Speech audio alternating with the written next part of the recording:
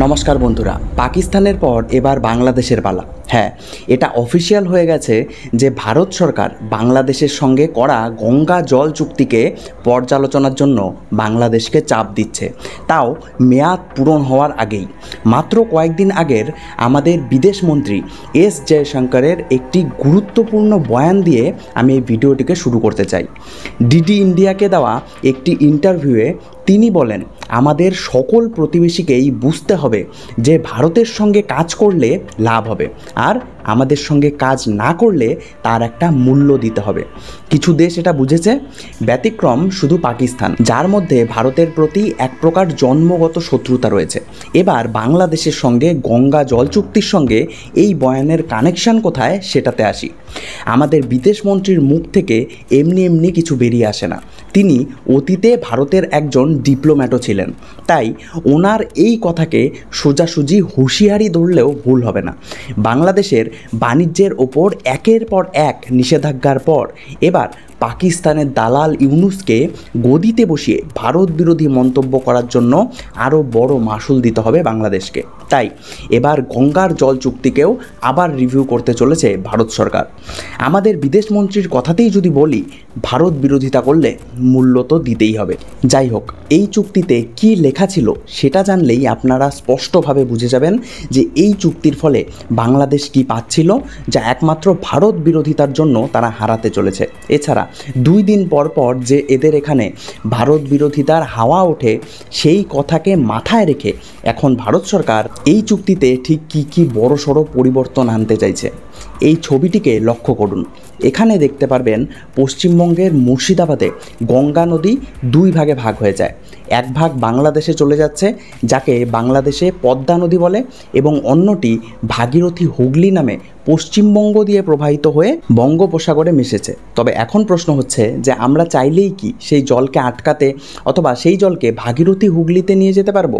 দেখুন, এখানে দেখতে পারবেন আমাদের ফারাক্কা বাঁধও আছে, যার সাহায্যে আমরা চাইলেই গঙ্গার জলকে হুগলিতে পাঠাতে পারি। এবার আপনাদের বোঝাবো যে এই চুক্তির আলোচনা কেন ইউনুসের ঘাম ছুটিয়ে দিচ্ছে। সহজভাবে বোঝাতে গেলে, ফারাক্কার জলপ্রবাহ যদি 70,000 কিউসেক বা তার কম হয়, অর্থাৎ খরার ঋতুতে ভারত এবং বাংলাদেশ জলকে সমানভাবে 2 ভাগে ভাগ করে নেয়। যখন প্রবাহ 70,000 থেকে 75,000 কিউসেকের মধ্যে থাকে, সেই সময় আমরা বাংলাদেশকে 35,000 কিউসেক জল দিই এবং বাকি জল ভারত রেখে দেয়।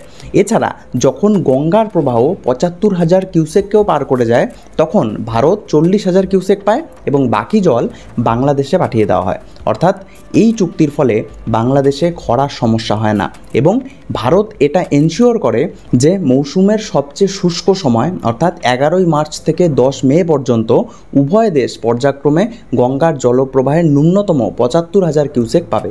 এর ফলে বাংলাদেশে জলসংকট প্রতিরোধ ও সর্বোচ্চ সেচ চাহিদার সময় কৃষিকাজেও সমস্যা হয় না। তবে যদি গঙ্গার জলপ্রবাহ অস্বাভাবিকভাবে কমে যায়, তখন কোনো পক্ষের জন্যই সম্পূর্ণ ন্যূনতম প্রবাহের নিশ্চয়তা নেই।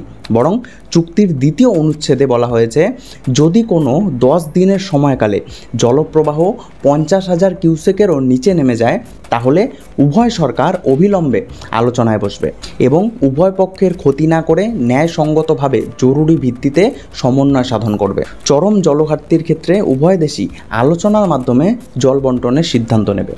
আপনারা কি জানেন যে এই গঙ্গার জল চুক্তিকে শেখ হাসিনার সময় ভারতের থেকে বন্ধুত্বের নিদর্শন হিসাবে এত দীর্ঘ সময় 30 বছরের জন্য করা হয়েছিল?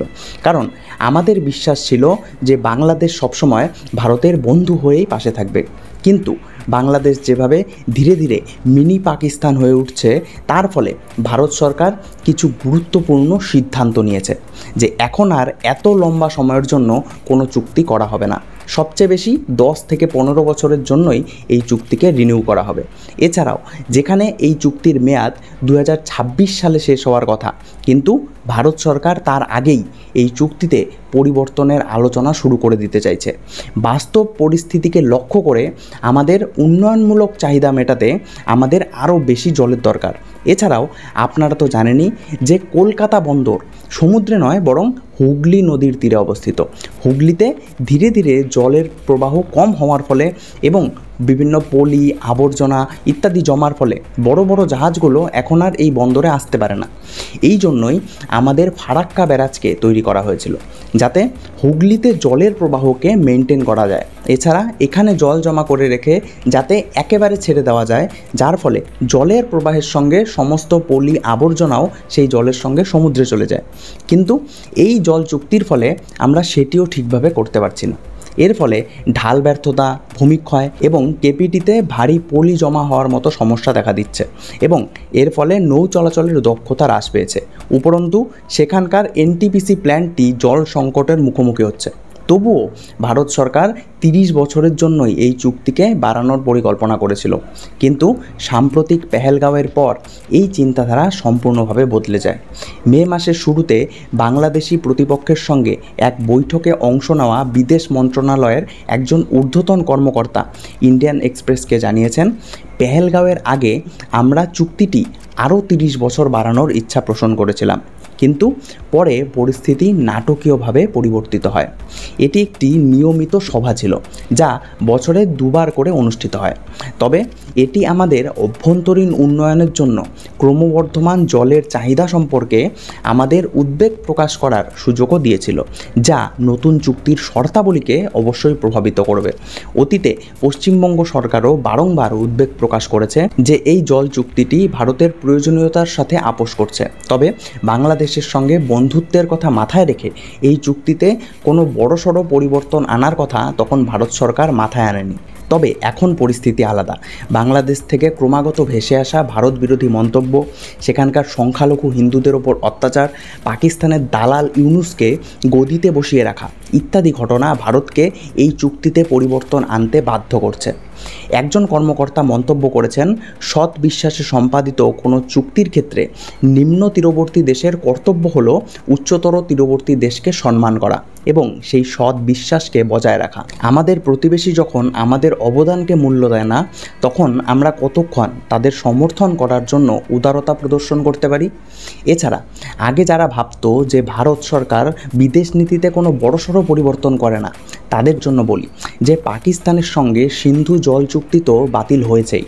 4 দিন আগেই আবার আল জাজিরাতে এই আর্টিকেলটি ছেপেছে যে ভারত বলেছে তারা পাকিস্তানের সাথে সিন্ধু জল চুক্তি কখনোই পুনরুদ্ধার করবে না।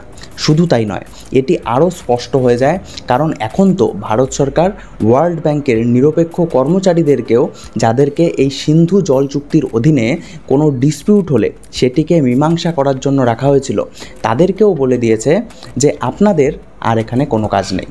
তবে একটা মজার কথা বলে এই ভিডিওটা শেষ করি। পাকিস্তানের প্রাক্তন পররাষ্ট্রমন্ত্রী বিলাওয়াল ভুট্টো আবার ভারতকে হুমকি দিয়ে দিয়েছেন। তিনি বলেন, ভারত ন্যায্যভাবে জল ভাগাভাগি না করলে নাকি তারা আমাদের 6টি নদীর জলকেই নিয়ে নেবে। যাই হোক, এখন তো ভারত সরকারও খালি অপেক্ষায় আছে যে কখন পাকিস্তান আবার আক্রমণ করবে, যাতে আমরা আবার আমাদের পিওকেকে ফিরিয়ে নিতে পারি। তবে বাংলাদেশের সঙ্গে গঙ্গা জল চুক্তিকে নিয়ে আপনাদের কি মত তা অবশ্যই কমেন্টে জানাতে ভুলবেন না। ধন্যবাদ।